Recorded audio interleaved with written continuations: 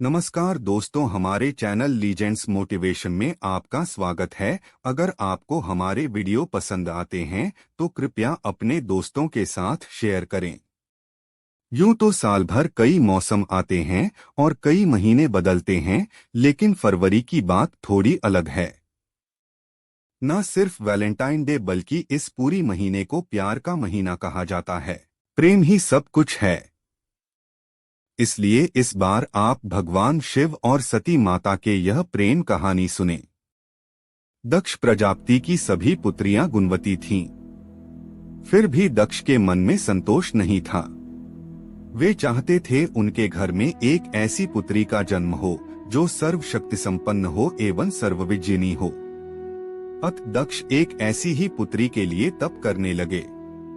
तप करते करते अधिक दिन बीत गए तो भगवती आद्या ने प्रकट होकर कहा, मैं तुम्हारे तप से प्रसन्न हूँ। तुम किस कारण तप कर रहे हो? दक्ष ने तप करने का कारण बताया तो माँ बोली, मैं स्वयं पुत्री रूप में तुम्हारे यहाँ जन्म धारण करूंगी। मेरा नाम होगा सती। मैं सती के रूप में जन्म लेकर अपनी लीलाओं का विस्तार करूंगी। फलतः भगवती आद्या ने सती रूप में दक्ष के यहाँ जन्म लिया। सती दक्ष की सभी पुत्रियों में सबसे अलौकिक थीं। सती ने बाल्यावस्था में ही कई ऐसे अलौकिक आश्चर्यचकित करने वाले कार्य कर दिखाए थे, जिन्हें देखकर स्वयं दक्ष को भी विस्मयता होती रहती थी। जब सती विवाह योग्य हो गई तो दक्ष को उनके लिए वर की चिंता होने लगी। उन्होंने ब्रह्मा जी से इस विषय में परामर्श किया। ब्रह्मा जी ने कहा, सती आद्या की अवतार हैं। आद्या आदि शक्ति और शिव आदि पुरुष हैं। आथ सती के विवाह के लिए शिव ही योग्य और उचित वर हैं। दक्ष ने ब्रह्मा जी की बात मानकर सती का विवाह भगवान शिव के साथ कर दिया। सती कैलाश में जाकर भगवान शिव के साथ रहने लगी। भगवान शिव के दक्ष के दामाद थे, किंतु किसी वजह से दक्ष के हृदय में भगवान शिव के प्रति बैर और विरोध भाव पैदा हो गया। एक बार देवलोक में ब्रह्मा ने धर्म के निरूपण के लिए एक सभा का आयोजन किया था। सभी बड़े बड़े देवता सभा में एकत्र हुए।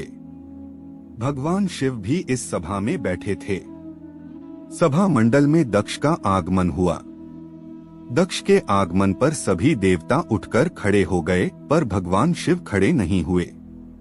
उन्होंने दक्ष को प्रणाम भी नहीं किया। फलतः दक्ष ने अपमान का अनुभव किया। केवल यही नहीं, उनके हृदय में भगवान शिव के प्रति ईर्ष्या की आग जल उठी। वे उनसे बदला लेने के लिए समय और अवसर की प्रतीक्षा करने लगे। एक बार सती और शिव कैलाश पर्वत पर बैठे हुए परस्पर वार्तालाप कर रहे थे। उसी समय आकाश मार्ग से कई विमान कनखल की ओर जाते हुए दिखाई पड़े। सती ने उन विमानों को दिखकर भगवान शिव से पूछा, प्रभो, ये सभी विमान किसके हैं और कहाँ जा रहे हैं? भगवान शकंद्र ने उत्तर दिया, आपके पिता ने बड़े यज्ञ का आयोजन किया है। समस्त देवता और देवांगनाएं इन विमानों में बैठकर उसी यज्ञ में सम्मिलित होने के लिए जा रहे हैं। इस पर सती ने दूसरा प्रश्न किया, क्या मेरे पिता ने आपको यज्ञ में सम्मिलित होने के लिए नहीं बुलाया? भगवान शंकर ने उत्तर दिया, आपके पिता मुझसे बैर रखते हैं, फिर वे मुझे क्यों बुलाने लगे? सती मन ही मन सोचने लगी, फिर बोली, यज्ञ के इस अवसर पर अवश्य मेरी सभी बहनें आएंगी। उनसे मिले हुए बहुत दिन हो गए। यदि आपकी अनुमति हो तो मैं भी अपने पिता के घर जाना चाहती हूँ। यज्ञ में सम्मिलित हो लूंगी और बहनों से भी मिलने का सुअवसर मिलेगा। भगवान शिव ने उत्तर दिया, इस समय वहां जाना उचित नहीं होगा। आपके पिता मुझसे बैर रखते हैं, हो सकता है वे आपका भी अपमान करें। बिना बुलाए किसी के घर जाना उचित नहीं होता है। इस पर सती ने प्रश्न किया, ऐसा क्यों? भगवान शिव ने उत्तर दिया, विवाहिता लड़की को बिना बुलाए पिता के घर नहीं जाना चाहिए, क्योंकि विवाह हो जाने पर लड़की अपने पति की हो जाती है। पिता के घर से उसका संबंध टूट जाता है। लेकिन सती पीहर जाने के लिए हठ करती रहीं। अपनी बात बार बार दोहराती रहीं। उनकी इच्छा देखकर भगवान शिव ने पीहर जाने की अनुमति दे दी। उनके साथ अपना एक गण भी साथ में भेज दिया। उस गण का नाम वीरभद्र था। सती वीरभद्र के साथ अपने पिता के घर गईं। घर में सती से किसी ने भी प्रेम पूर्वक वार्तालाप नहीं किया। दक्ष ने उन्हें देखकर कहा, तुम क्या यहाँ मेरा अपमान कराने आई हो? अपनी बहनों को तो देखो, वे किस प्रकार भांति भांति के अलंकारों और सुंदर वस्त्रों से सुसज्जित हैं। तुम्हारे शरीर पर मात्र बाघांबर हैं। तुम्हारा पति श्मशानवासी और भूतों का नायक है। वह तुम्हें बाघांबर छोड़कर और पहना ही क्या सकता है? दक्ष के कथन से सती के हृदय में पश्चाताप का सागर उमड़ पड़ा। वे सोचने लगी, उन्होंने यहाँ आकर अच्छा नहीं किया। भगवान ठीक ही कह रहे थे, बिना बुलाए पिता के घर भी नहीं जाना चाहिए। पर अब क्या हो सकता है? अब तो आ ही गई हूँ। पिता के कटु और अपमानजनक शब्द सुनकर भी सती मौन रहीं। वे उस यज्ञमंडल में गईं जहां सभी देवता और शिमुनि बैठे थे तथा यज्ञ कुंड में धू धू करती जलती हुई अग्नि में आहुतियां डाली जा रही थीं। सती ने यज्ञमंडप में सभी देवताओं के तो भाग देखे, किंतु भगवान शिव का भाग नहीं देखा।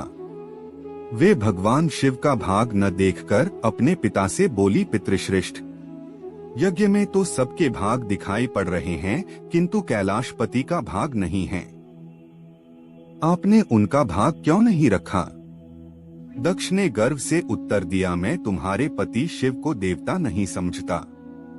वह तो भूतों का स्वामी, नग्न रहने वाला और हड्डियों की माला धारण करने वाला है। वह देवताओं की पंक्ति में बैठने योग्य नहीं है। उसे कौन भाग देगा? सती के नेत्र लाल हो उठे। उनका मुखमंडल प्रलय के सूर्य की भांति तेजोदीप्त हो उठा। उन्होंने पीड़ा से तिलमिलाते हुए कहा, ओ, मैं इन शब्दों को कैसे सुन रही हूं, मुझे धिक्कार है। देवताओं, तुम्हें भी धिक्कार है। तुम भी उन कैलाशपति के लिए इन शब्दों को कैसे सुन रहे हो जो मंगल के प्रतीक हैं और जो क्षण मात्र में संपूर्ण सृष्टि को नष्ट करने की शक्ति रखते हैं। वे मेरे स्वामी हैं। नारी के लिए उसका पति ही स्वर्ग होता है। जो नारी अपने पति के लिए अपमानजनक शब्दों को सुनती हैं, उसे नरक में जाना पड़ता है। पृथ्वी सुनो, आकाश सुनो और देवताओं, तुम भी सुनो। मेरे पिता ने मेरे स्वामी का अपमान किया है। मैं अब एक क्षण भी जीवित रहना नहीं चाहती। सती अपने कथन को समाप्त करती हुई यज्ञ के कुंड में कूद पड़ी। जलती हुई आहुतियों के साथ उनका शरीर भी जलने लगा। यज्ञमंडप में खलबली पैदा हो गई, हाहाकार मच गया। देवता उठकर खड़े हो गए। वीरभद्र क्रोध से कांप उठे। वे उछल-उछलकर यज्ञ का विध्वंस करने लगे। यज्ञमंडप में भगदड़ मच गई। देवता और शिमुनि भाग खड़े हुए। वीरभद्र ने देखते ही देखते दक्ष का मस्तक काटकर फेंक दिया। समाचार भगवान शिव के कानों में भी पड़ा। वे प्रचंड आंधी की भांति कनखल जा पहुंचे। सती के जले हुए शरीर को देखकर भगवान शिव ने अपने आप को भूल गए। सती के प्रेम और उनकी भक्ति ने शंकर के मन को व्याकुल कर दिया। उन शंकर के मन को व्याकुल कर दिया जिन्होंने काम पर भी विजय प्राप्त की थी और जो सारी सृष्टि को नष्ट करने की क्षमता रखते थे। वे सती के प्रेम में खो गए, बेसुध हो गए। भगवान शिव ने उन्मत्त की भांति सती के जले हुए शरीर को कंधे पर रख लिया। वे सभी दिशाओं में भ्रमण करने लगे। शिव और सती के इस अलौकिक प्रेम को देखकर पृथ्वी रुक गई, हवा रुक गई, जल का प्रवाह ठहर गया और रुक गईं देवताओं की सांसें। सृष्टि व्याकुल हो उठी। सृष्टि के प्राणी पुकारने लगे, त्राहिमाम, त्राहिमाम। भयानक संकट उपस्थित देखकर सृष्टि के पालक भगवान विष्णु आगे बढ़े। वे भगवान शिव की बेसुधी में अपने चक्र से सती के एक एक अंग को काट काट कर गिराने लगे। धरती पर 51 स्थानों में सती के अंग कट कर गिरे। जब सती के सारे अंग कटकर गिर गए तो भगवान शिव पुनः अपने आप में आए। जब वे अपने आप में आए तो पुनः सृष्टि के सारे कार्य चलने लगे। धरती पर जिन 51 स्थानों में सती के अंग कट कर गिरे थे, वे ही स्थान आज शक्तिपीठ माने जाते हैं। आज भी उन स्थानों में सती का पूजन होता है, उपासना होती है। धन्य था शिव और सती का प्रेम। शिव और सती के प्रेम ने उन्हें अमर और वंदनीय बना दिया।